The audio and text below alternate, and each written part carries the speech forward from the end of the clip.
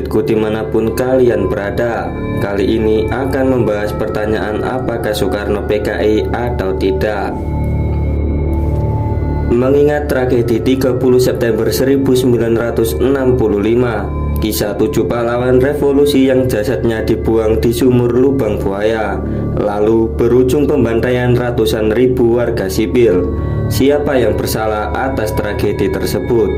Ada yang menyalahkan Presiden Soekarno, ada yang menyalahkan Partai Komunis Indonesia, dan ada yang menyalahkan keterlibatan Tentara Nasional Indonesia. Soekarno disebut-sebut sangat dekat dengan PKI, tapi apa benar demikian? Menurut dosen Universitas Jenderal Ahmad Yani yaitu Yohanes Sulaiman dalam artikelnya, kita perlu memahami Soekarno, TNI, dan PKI secara lebih utuh, tidak hitam putih. Di satu sisi, Soekarno sangat dekat dengan ketua PKI kala itu, Nyoto. Namun di sisi lain, Soekarno tidak suka dengan DNA Aidit yang terlalu ambisi.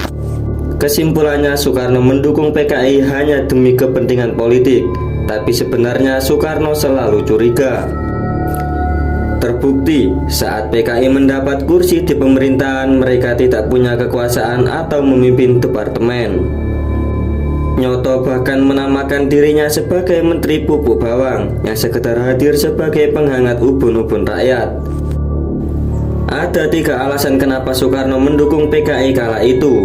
Yang pertama, Soekarno memerlukan PKI karena Soekarno sendiri tidak punya organisasi. Bukannya Soekarno diusung Partai Nasional Indonesia PNI?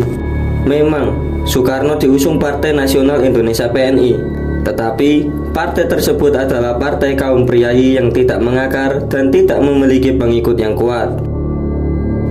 Yang kedua, Soekarno membutuhkan organisasi yang kuat yang dapat mengimbangi kekuatan TNI yang sudah punya kekuatan politik resmi. Setelah terbitnya Dekret Presiden 5 Juli 1959, perlu diingat, Presiden Soekarno adalah seorang politikus. Dan seperti politikus pada umumnya, Soekarno ingin terus berkuasa serta cemas dengan kehadiran saingan politik yang mengancam kekuasaannya.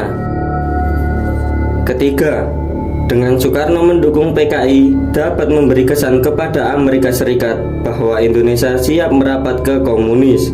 Soekarno percaya dengan cara itu kalau Indonesia jatuh ke pelukan komunis, jadi terpaksa menolong Indonesia yang waktu itu tengah bermusuhan dengan Malaysia.